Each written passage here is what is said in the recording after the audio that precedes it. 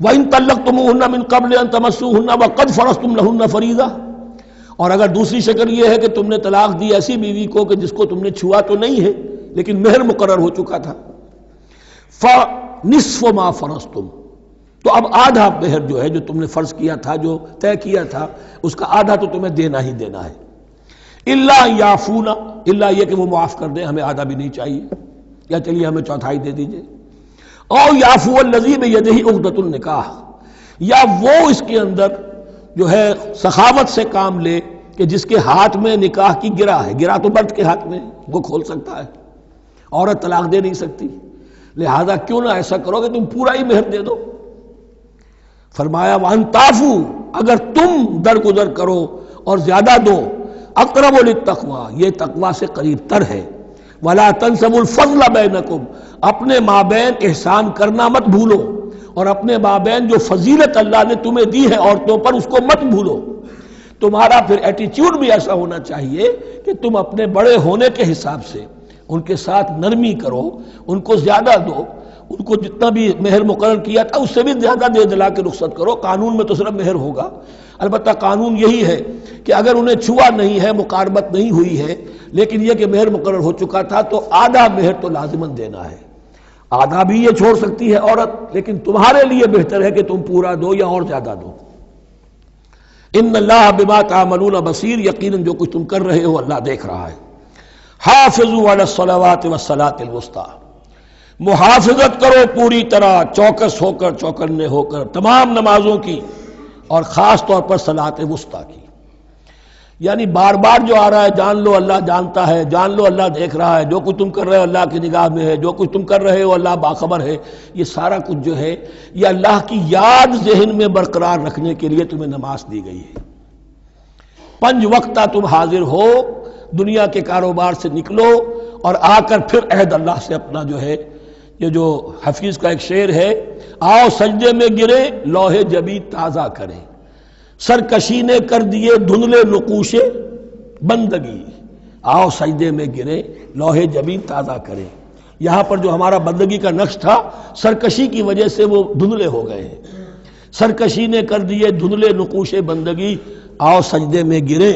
لوح جبیں تازہ کریں، کہ پھر اس پر اللہ تعالیٰ کے ساتھ جو عہد کیا ہے ایاک نعبد و ایاک نستعین، اسے پھر تازہ کریں۔ حافظوا علی الصلوات والصلاۃ الوسطی، صلاۃ وسطیٰ کے بارے میں بہت سے اقوال ہیں، لیکن عام طور پر اس سے مراد عصر کی نماز لی گئی ہے۔ دن میں 2 نمازیں اس سے پہلے ہیں، فجر ہے، ظہر ہے، 2 پھر بعد میں ہے، مغرب ہے، عشاء ہے۔ وقوموا للہ قانتین، اور کھڑے ہوا کرو اللہ کے سامنے پورے ادب کے ساتھ، یعنی ایک تو رکوع ہے جس میں جھکنا ہے، سجدہ ہے جھکنے کی انتہا ہے، قیام بھی قنوت کے ساتھ ہو، معلوم ہو کہ ایک بندہ اپنے آقا کے سامنے کھڑا ہے، اس کے کھڑے ہونے کے انداز میں بھی معلوم ہو کہ تواضع ہے، عجز ہے۔ فَإِنْ خِفْتُمْ فَرِجَالًا أَوْ رُكْبَانًا، اور اگر تم خوف کی حالت میں ہو تو چاہے پیادہ چلتے ہوئے، سفر کرتے ہوئے، دشمن پیچھا کر رہا ہے، آپ کہیں جا رہے ہیں تو چاہے اب رکیں گے نماز پڑھیں گے تو وہ تعاقب میں قریب آ جائے گا، تو رجالن چلتے ہوئے، یا کہیں جلدی جانا ہے اور وہاں پر ابھی فوری طور پر حملہ کرنا ہے تو اس میں یہ ہے کہ جنگ کی حالت میں یہ رعایتیں ہیں، چلتے ہوئے اور رکبانہ یا سوار ہونے کی حالت میں بھی نماز پڑھی جا سکتی ہے۔ فَإِذَا أَمِنْتُمْ، لیکن پھر جب امن میں ہو جاؤ، فَاذْكُرُوا اللَّهَ كَمَا عَلَّمَكُمْ، پھر اللہ کو یاد کرو جیسے کہ تمہیں اس نے سکھایا ہے۔ کس نے سکھایا ہے؟ محمد الرسول اللہ نے۔ صلوا کما رأیتمونی اصلی، نماز پڑھو جیسے کہ تم مجھے دیکھتے ہو میں نماز پڑھتا ہوں۔ وہ ہے اللہ کا سکھایا ہوا، اس لیے کہ یہ بھی ثابت ہے روایات سے کہ حضرت جبرائیل نے آ کر حضور کو نماز پڑھائی ہے، 2 دن پڑھائی ہے۔ ایک دن 5 نمازیں اول وقت میں پڑھائیں، دوسرے دن 5 نمازیں آخری وقت میں پڑھائیں، اور بتا دیا کہ ان نمازوں کا وقت ان اوقات کے دوران ہے۔ تو معلم جو ہے حضور کے نماز کے معاملے میں حضرت جبرائیل ہے، اور اب حضور جو ہے پوری امت کے لیے معلم ہے۔ فَإِذَا أَمِنْتُمْ فَاذْكُرُوا اللَّهَ كَمَا عَلَّمَكُمْ مَا لَمْ تَكُونُوا تَعْلَمُونَ، جو کہ تم نہیں جانتے تھے اللہ نے تمہیں سکھایا ہے۔ وَالَّذِينَ يَتَوَفَّوْنَ مِنْكُمْ وَيَذَرُونَ أَزْوَاجًا، اور پھر دوبارہ لوٹ کر معاملہ آ رہا ہے بیواؤں کا، اور جو لوگ تم میں سے وفات دے دیے جائیں اور وہ چھوڑ جائیں پیچھے بیویاں، وصیۃ لازواجہم متاعا الی الحول غیر اخراج، تو ان کی بیویوں کے لیے وصیت لازماً، اپنی بیویوں کے لیے وصیت لازماً کریں 1 سال تک کے لیے نان نفقے کی، اور بغیر اس کے کہ انہیں گھروں سے نکالا جائے۔ اب یوں سمجھیے اس کو، ایک شخص فوت ہوا ہے، 4 بیویاں ہیں، ایک کے ہاں اولاد تھی، بیٹا تو اسی کا ہے، باقی 3 تو اس کی جو ہیں سوتیلی مائیں ہیں۔ ایک ماں کو تو وہ اپنی ماں سمجھ کر اس کی خدمت کرے گا، باقی 3 کو لائبلٹی سمجھے گا۔ تو فرمایا ایسا نہ ہو کہ فوراً نکال دو کہ جاؤ اپنا راستہ لو، جس سے تمہاری شادی تھی وہ گیا۔ 1 سال کے لیے انہیں گھر سے نہ نکالا جائے اور ان کا نان نفقہ دیا جائے۔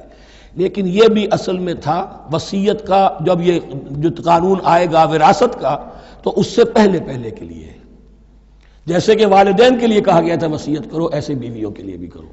جب ان کا حق آ گیا، اس لیے کہ شوہر مر گیا ہے تو بیوی کا حق ہے اس کی وراثت میں، بیوی مر گئی ہے شوہر کا حق ہے اس کی وراثت میں، تو وہ تو وراثت کے اندر حق معین ہو گیا، تو اب یہ وصیت کی ضرورت نہیں۔ اور اسی طرح 1 سال کا نفقہ نہیں ہے، اب نفقہ جو ہے وہ صرف عدت کے دوران کا ہے، جو ہم اس سے پہلے پڑھ چکے ہیں۔ فَإِنْ خَرَجْنَ فَلَا جُنَاحَ عَلَيْكُمْ فِي مَا فَعَلْنَ فِي أَنفُسِهِنَّ، لیکن اگر وہ خود نکل جائیں، ظاہر بات ہے کہ عدت ہوتی 4 مہینے 10 دن، اب تم سال بھر روکو گے تو نہیں ان کو، اگر وہ شادی کر کے کہیں اور جا کے بسنا چاہیں تو تم پر کوئی الزام نہیں آئے گا، جو کچھ وہ کرتی ہیں اپنی جانوں کے بارے میں معروف ہو، بھلے طریقے پر، معروف طریقے پر۔ واللہ عزیز الحکیم، اور یقیناً اللہ تعالیٰ زبردست ہے، حکمت والا۔ وَلِلْمُطَلَّقَاتِ مَتَاعٌ بِالْمَعْرُوفِ، اسی طرح مطلقات کے لیے بھی ساز و سامان زندگی کی ضروریات ہے معروف طریقے پر، حقاً علی المتقین، لیکن یہ ہے عدت کے وقت تک کے لیے۔ اسی معاملے میں شاہ بانو کیس میں ایک جو فیصلہ دیا تھا یہ کلکتہ ہائی کورٹ نے، اس پر پھر ہندوستان میں ایجیٹیشن ہوا۔ اس نے یہ فیصلہ دیا تھا کہ کوئی مسلمان اپنی بیوی کو طلاق دے دے تو اب وہ بیوی اگر تو دوسری شادی کر لے تب تو بات دوسری ہے، ورنہ جب تک زندہ رہے گی اس طلاق دینے والے پر اس کا نان نفقہ جو ہے رہے گا پوری زندگی تک۔ اس پر مسلمانوں نے کہا، بھارت کے مسلمانوں نے، یہ ہماری شریعت میں دخل اندازی ہے، شریعت نے صرف عدت تک کا حق رکھا ہے مطلقہ کے لیے، تم ساری زندگی کہاں سے لا رہے ہو؟ پھر وہ فساد ہوا، پھر بہت سے لوگوں نے جانیں دیں، پھر جو ہے ایجیٹیشن ہوا، لیکن پھر راجیو گاندھی کو گھٹنے ٹیکنے پڑے، اور پھر قانون بنا دیا گیا بھارت میں کہ کوئی عدالت ہندوستان کی including supreme court of India مسلمانوں کے آئلی قوانین میں دخل نہیں دے سکتی۔ میں سلام کیا کرتا ہوں مسلمانان بھارت کو، ہمارے ہاں ایک ڈکٹیٹر نے، فوجی ڈکٹیٹر نے آئلی قوانین بنائے جنہیں سنیوں نے، شیعوں نے، اہل حدیث نے، بریلویوں نے، دیوبندیوں نے اور جماعت اسلامی کی ٹاپ کی قیادت سب نے یہ کہا کہ یہ غلط قوانین ہیں، اور وہ آج تک چل رہے ہیں۔ ایک اور ملٹری عامر 11 برس تک یہاں پر لمن الملک اليوم، میرے لیے ہے بادشاہی، میں ہوں مقتدر اعلیٰ، مقتدر قادر مطلق، یہ کہتا ہوا چلا گیا اور اس قوانین کو جوں کا توں برقرار رکھا ہے۔ اسی پر بھی میں نے شورا سے استعفیٰ دیا تھا ان کے، لیکن مسلمانوں نے وہاں پر یہ بات بھی نہیں ہونے دی کہ جب قرآن شریعت کا حکم جو ہے وہ یہ ہے کہ مطلقہ کو عدت تک کے لیے دان نفقہ ہے تو ساری زندگی کا کوئی معاملہ نہیں۔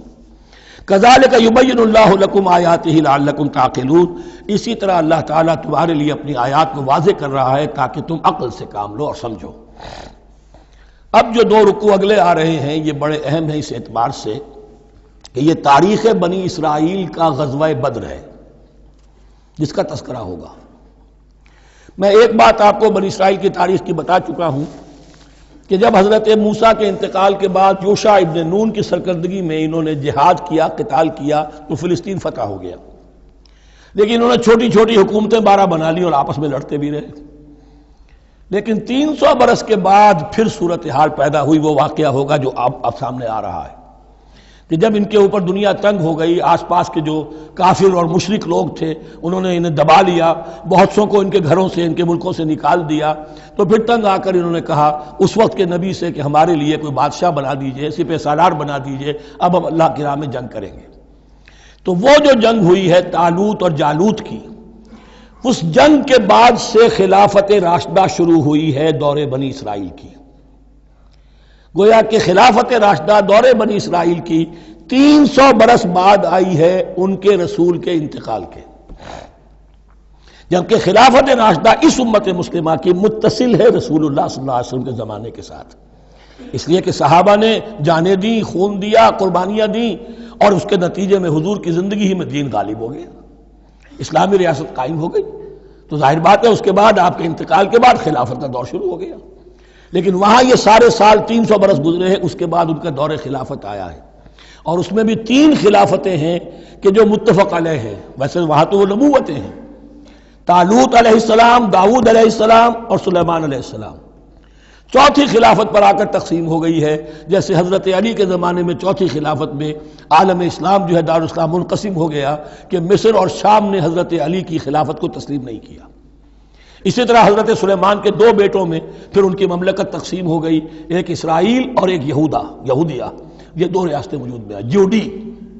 بہرحال یہ جو واقعہ تھا کہ جس کے بعد خلافت راشدہ شروع ہو رہی ہے، اسلام کا غلبہ شروع ہو رہا ہے حضرت موسیٰ کی تاریخ میں، وہ ہے طالوت اور جالوت کی جنگ،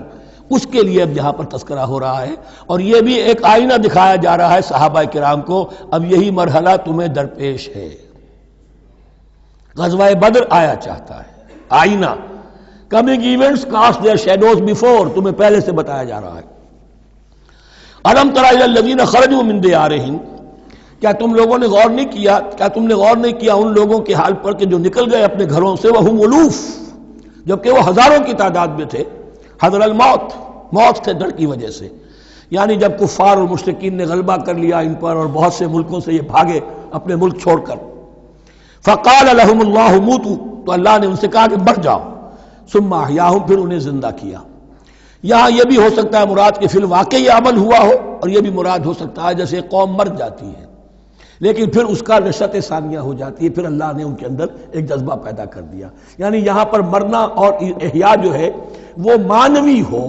روحانی ہو، اخلاقی ہو، وہ بالفعل جسدی نہ ہو، لیکن اللہ کے اختیار سے باہر نہیں، اس کی قدرت میں ہے، سب کو مار کر بھی دوبارہ جلا سکتا ہے۔ ان اللہ لذو فضل علی الناس ولکن اکثر الناس لا یشکرون، اور یقیناً اللہ تعالیٰ تو اپنے بندوں پر بڑا فضل کرتا ہے، لیکن اکثر لوگ جو ہیں شکر نہیں کرتے، ناقدری کرتے ہیں اللہ کے احسانات کی۔ لیکن اب وہ غزوہ بدر جو ہے ان کا، سابقہ امت مسلمہ کا، اس کا حال بیان کرنے سے پہلے مسلمانوں سے گفتگو ہو رہی، اس لیے کہ ہے تو ساری ان کے لیے، ان کی ہدایت کے لیے۔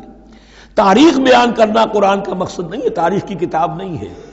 یہ، تو جو بھی جو پروسیس آف ریولوشن چل رہا تھا، جو جد و جہد تھی، جو تحریک تھی محمد رسول اللہ کی، جس مرحلے میں سے وہ تحریک گزر رہی ہے، اسی مرحلے کی مناسبت سے سابقہ تاریخ سے بھی واقعات لائے جا رہے ہیں، اور اسی کی مناسبت سے وہ جو بھی وقتی احکام ہیں وہ دیے جا رہے ہیں۔ وَقَاتِلُوا فِي سَبِيلِ اللَّهِ وَاعْلَمُوا أَنَّ اللَّهَ سَمِيعٌ عَلِيمٌ، اور جنگ کرو اللہ کے راستے میں، اور جان لو اللہ تعالیٰ سب کچھ سننے والا اور جاننے والا ہے۔ من ذا الذی یقرض اللہ قرضا حسنا فیضاعفہ لہ اضعافا کثیرا، کون ہے وہ شخص کہ جو اللہ کو قرض حسنہ دے؟ یہ انفاق جب کیا جاتا ہے خالص اللہ کے دین کے لیے، تو اللہ کہتا ہے یہ میرے ذمہ قرض ہے، دین میرا ہے، تم میرے دین کو غالب کرنا چاہتے ہو، میری حکومت قائم کرنا چاہتے ہو، تو جو کچھ اس میں خرچ کرو گے وہ مجھ پر قرض ہے، قرض حسنہ ہے۔ من ذا الذی یقرض اللہ قرضا حسنا فیضاعفہ لہ، تو اللہ اس کو اس کے لیے بڑھاتا رہے، دگنا کرتا رہے، اضعافا کثیرا، دگنا چوگنا، بہت گنا۔ واللہ یقبض ویبسط، اور اللہ کے اختیار میں کسی چیز کو چھوٹا کر دینا، سکیر دینا، اور کھول دینا اور کشائش کر دینا۔ وَإِلَيْهِ تُرْجَعُونَ، اور اسی کی طرف تمہیں لوٹا دیا جائے گا۔ یہاں دیکھیے یہ دونوں چیزیں، جہاد بالنفس اس کی آخری شکل قتال، اور جہاد بالمال اس کے لیے پہلے لفظ آ رہا تھا انفاق، اب قرض حسنہ، اللہ کو قرض حسنہ۔